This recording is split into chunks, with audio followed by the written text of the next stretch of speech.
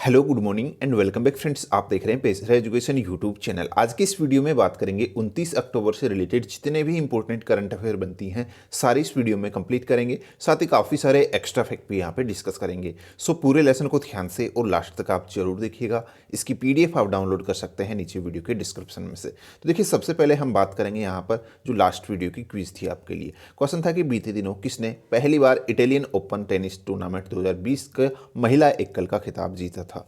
Correct answer आपका यहाँ पर सिमोना हालेप था इसका। ठीक है, चलिए अब बात करते हैं आज की करंट अफेयर की। देखिए, पहला क्वेश्चन है आज का, इनमें से किस अंतरिक्ष एजेंसी ने सोफिया यान से चंद्रमा की सतह पर सूरज की किरणें पड़ने वाले इलाके में पानी की खोज की है। हाल ही में देखिए, जो नासा का अंतरिक्ष यान है जिसका नाम क्या है, सोफिया, इसने हाल ही में जो चंद्रमा है उसकी जो सूर्य की, जहाँ पर सूर्य की किरणें पड़ती है उस इलाके में यहाँ पर हाल ही में पानी की खोज की है। थोड़ा सा विस्तार से बात करते हैं। सबसे पहले तो मैंने बताया कि जो सोफिया यान है इसी के द्वारा ये पानी की खोज की गई, जो कि नासा का यान है। किसका? अमेरिकी अंतरिक्ष एजेंसी जो नासा है उसका।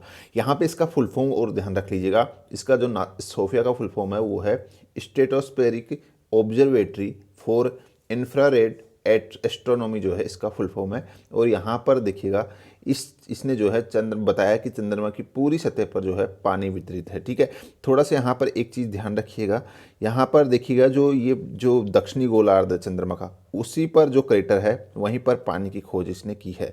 यहाँ पर देखिए, जो क्रेटर है जिसको नाम क्या दिया गया है यहाँ पर, क्लेवियस क्रेटर। ठीक है, इसी पर जो है इसने H2O का यहाँ पर पता लगाया है।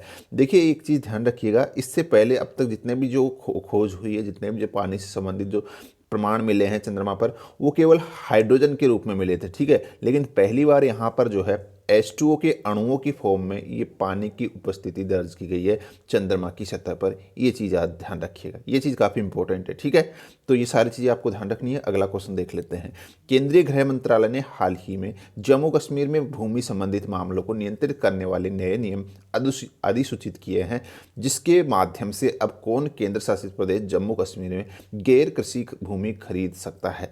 यहाँ पर देखिए, जब आर्टिकल 370 हटाया गया था उससे पहले तक क्या होता था कि जम्मू कश्मीर में जो है कोई भी जम्मू कश्मीर निवासी के अलावा कोई भी वहाँ की ज़मीन खरीद नहीं सकता था। लेकिन यहाँ पर इसके हटने के बाद ही हाल ही में जो केंद्र सरकार है, केंद्रीय गृह मंत्रालय, उसने अभी रिसेंटली नए इससे रिलेटेड जो नियम है वहाँ पर जब भूमि खरीदने से रिलेटेड नए नियम अधिसूचित किए हैं, जिसके माध्यम से अब यहाँ पर जो गैर कृषि भूमि है वो कोई भी भारतीय व्यक्ति जो है यहाँ पर खरीद सकता है जम्मू कश्मीर में, चाहे वो जम्मू का निवासी हो या फिर अन्य किसी राज्य का या फिर कोई कहीं पर भी भारत के निवासी हो, तो वो यहाँ पर अब जो है ये ज़मीन खरीद सकता है। लेकिन एक चीज़ यहाँ पर ध्यान रखिएगा, केवल गैर कृषि भूमि ही खरीद सकता है। अभी तक जो नए नियम आए हैं, जो नियम अधिसूचित किया गया है, उसके हिसाब से केवल और केवल यहाँ पर आप जो है गैर कृषि योग्य भूमि ही यहाँ पर खरीद सकते हैं। जो कृषि योग्य भूमि है इसको इसमें अभी इस नियमों में शामिल नहीं किया गया है। अगर आप जो है वहाँ पर चाहते हैं कि कृषि से संबंधित भूमि खरीदी जाए तो वो आपको नहीं मिलेगी। ठीक है, अगर आप जम्मू कश्मीर के निवासी नहीं हैं तो ये यहाँ पर आपको ध्यान रखना है। बाकी यहाँ पर देखिएगा, इससे यहाँ पर फ़ायदा क्या होने वाला है, जम्मू कश्मीर के जो बाहर के जो निवास करने वाले जो लोग हैं, आम लोग हैं और जो निवेशक हैं, सभी अब जम्मू कश्मीर में भूमि खरीद सकेंगे, जिससे कि इस क्षेत्र का विकास सुनिश्चित होगा। तो ये सारी चीज़ें आपको ध्यान में रखनी है। चलिए अगला क्वेश्चन अपना देखिएगा। भारत और किस देश के बीच में हाल ही में तीसरी 2+2 मंत्री स्तरीय वार्ता हाल ही में नई दिल्ली के हैदराबाद हाउस में आयोजित की गई है। सबसे पहला क्वेश्चन तो यही बनता है कि कहाँ पे जो है ये तीसरी 2+2 मंत्री स्तरीय वार्ता आयोजित की गई है, तो जो नई दिल्ली का हैदराबाद हाउस है वहीं पे की गई है।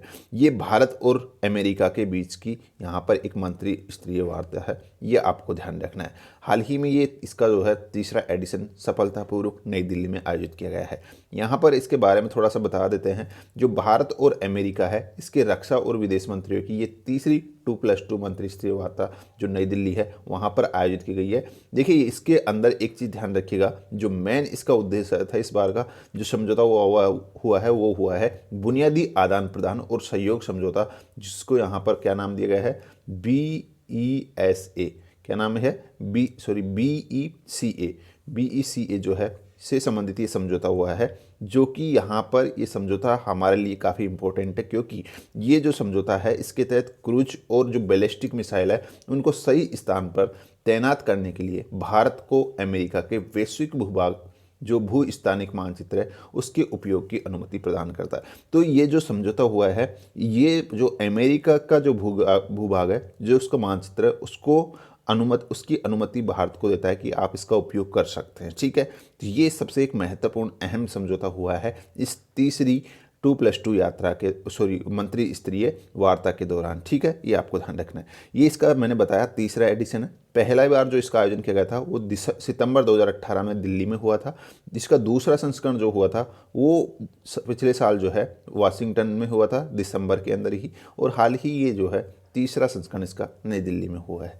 तो ये चीज़ काफ़ी इंपॉर्टेंट है हमारे लिए। नेक्स्ट यहाँ पे देखिए क्वेश्चन है अपना, 27 अक्टूबर 2020 को इंडिया पोस्ट ने किसके साथ डाक शिपमेंट से संबंधित डेटा के इलेक्ट्रॉनिक विनिमय के लिए एक समझौते पर हस्ताक्षर किए हैं।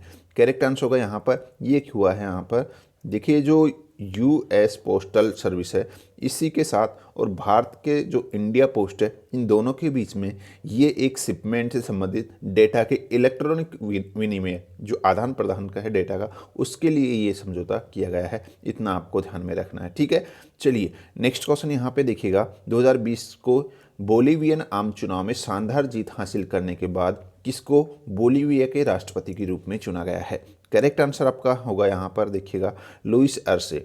लुइस अर्से जो है ये हाल ही में बोलीविया के नए राष्ट्रपति के रूप में चुने गए हैं हाल ही में। इतना आपको ध्यान में रखना है। ठीक है, बोलीविया की हमने बात की है। वर्ल्ड मैप में अगर आप बोलीविया को देखोगे तो हम अभी यहाँ पर है। देखिए ये विश्व मैप है, इसमें अभी यहाँ पर है हम। ठीक है, भारत, यहाँ से आप बोलीविया की लोकेशन देखोगे तो ये आपका बोलीविया है यहाँ पर। ठीक है, इतना आपको ध्यान रखना है, जिसकी राजधानी ला पाज सुक्रे है। बोलीविया की मुद्रा है बोलीवियानो, और इसका जो बोलीविया महाद्वीप है दक्षिणी अमेरिका के अंदर ये पड़ता है। ठीक है, नेक्स्ट यहाँ पे देखिए क्वेश्चन अपना, 28 अक्टूबर को विश्व भर में कौन सा दिवस मनाया जाता है। करेक्ट आंसर होगा यहाँ पर अंतर्राष्ट्रीय एनिमेशन डे के रूप में 28 अक्टूबर को हर साल मनाया जाता है। इतना आपको ध्यान रखना, अंतर्राष्ट्रीय एनिमेशन दिवस। ठीक है, नेक्स्ट यहाँ पे क्वेश्चन देखिएगा, निम्न में से किस सोशल मीडिया कंपनी ने सार्वजनिक नीति मामलों की जो प्रमुख है अंकी दास, इन्हें अपने पद से इस्तीफा दे दिया है।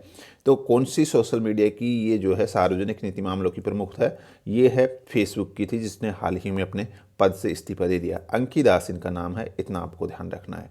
चलिए अगला क्वेश्चन देखिएगा, प्रधानमंत्री नरेंद्र मोदी 31 अक्टूबर को केवड़िया और किस शहर के बीच पहली सी प्लेन सर्विस का उद्घाटन करेंगे। तो करेक्ट आंसर होगा यहाँ पर अहमदाबाद। ये चीज़ काफ़ी इंपॉर्टेंट है, ध्यान से देखिएगा, इसके बारे में थोड़ा सा विस्तार से बात करेंगे। देखिए देश में जो है केवड़िया और जो अहमदाबाद है इसके बीच में पहली सी प्लेन सर्विस जो है 1 नवंबर से शुरू हो सकती है। 31 अक्टूबर को जो है इसका उद्घाटन जो प्रधानमंत्री मोदी है उनके द्वारा किया जाएगा। और यहाँ पर बात कर तो देखिए आपको बता दें कि ये देश की पहली सी प्लेन सर्विस होगी, ये चीज़ आपको ध्यान रखना है। लेकिन यहाँ पर कुछ और जो फैक्ट्स है मैं आपको बता देता हूँ। देखिए जो सी प्लेन सर्विस है इसमें जो विमान यूज़ किया जा रहा है वो पुराना विमान है, लगभग 50 साल पुराना विमान है। ये भारत में नहीं बनाया गया है, ये भारत जो है बाहर से यहाँ पर इसको जो है हायर किया गया है। आपको बता दें कि इससे पहले जो ये प्लेन है ये कनाडा, तुर्की, मालदीव में भी जो है अपनी सेवाएं दे चुका है। अब गुजरात में जो है ये अपनी सेवाएं देने को तैयार है। और इसका जो संचालन है वो कौन करेगा, स्पाइस जेट जो कंपनी वो करेगी। ध्यान रखिएगा ये चीज़ इंपॉर्टेंट है, इसका संचालन किसके द्वारा किया जाएगा, स्पाइस जेट के द्वारा किया जाएगा। ठीक है, इतना आपको ध्यान रखना है। इस सी प्लेन का निर्माण 1971 में कनाडा की जो डी हैविलैंड कंपनी है वहाँ पर किया गया था। सी प्लेन का मतलब तो आपको समझ में आ रहा होगा नाम से, समुद्री जहाज। ठीक है, यानी कि इस तरीके से जो हवाई जहाज है उसको इस तरीके से डिजाइन किया गया कि वो पानी के ऊपर भी जो है उड़ सकता है, चल सकता है। ठीक है, ये इसी को सी प्लेन नाम दिया गया है। तो ये अभी गुजरात में पहली बार देश में इसको जो है चलाया जा रहा है, केवड़िया और अहमदाबाद के बीच में। नेक्स्ट यहाँ पे देखिएगा, हाल ही में पोलैंड के वोक्रला शहर में एक चौराहे का भारत के किस व्यक्ति के नाम पर नामकरण किया गया है। तो करेक्ट आंसर होगा ये इसका नामकरण किया गया है जो डॉक्टर हरिवंश राय बच्चन जी हैं। ठीक है, उन्हीं के नाम पर जो है इसका नामकरण किया गया है। इतना आपको ध्यान रखना है। ठीक है, नेक्स्ट यहाँ पे देखिएगा, श्री मनसुख मांडविया ने हाल ही में किस बंदरगाह में डायरेक्ट पोर्ट एंट्री यानी कि DPE सुविधा का उद्घाटन किया है। यहाँ पर करेक्ट आंसर होगा, यहाँ पर देखिएगा चिदम्बनार बंदरगाह जो है यहीं पर हाल ही में जो यहाँ पर जो डायरेक्ट पोर्ट एंट्री सुविधा है इसका उद्घाटन हाल ही में किया गया है। थोड़ा सा इसके बारे में विस्तार से बात करते हैं कि ये डायरेक्ट पोर्ट एंट्री फैसिलिटी है क्या।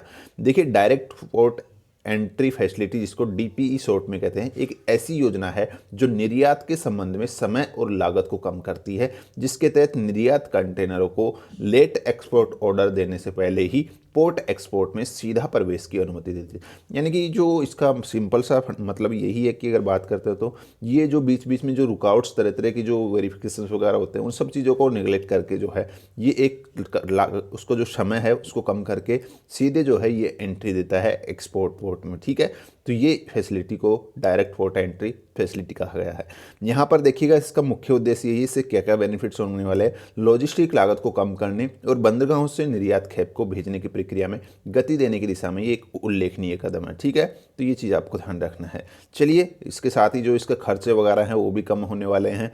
काफ़ी बेनिफिट्स जो है, जो कारोबारी हैं जो निर्यात करते हैं उनको जो है यहाँ पर सुगमता, उनको आसानी हो जाएगी। ठीक है, एक्सपोर्ट अपना माल एक्सपोर्ट करने में, तो ये आपको ध्यान रखना है। अगला यहाँ पर जो आज की क्विज है इसका आंसर आपको नीचे कमेंट बॉक्स में लिखना है।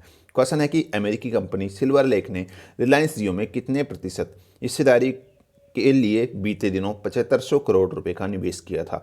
तो देखिए, आपको बताना है कि जो सिल्वर लेक कंपनी है उसने हाल ही बीते दिनों जो है कितने फीसदी हिस्सेदारी के लिए ये टोटल 7500 करोड़ रुपए का निवेश किया था जियो में, ये आपको बताना है।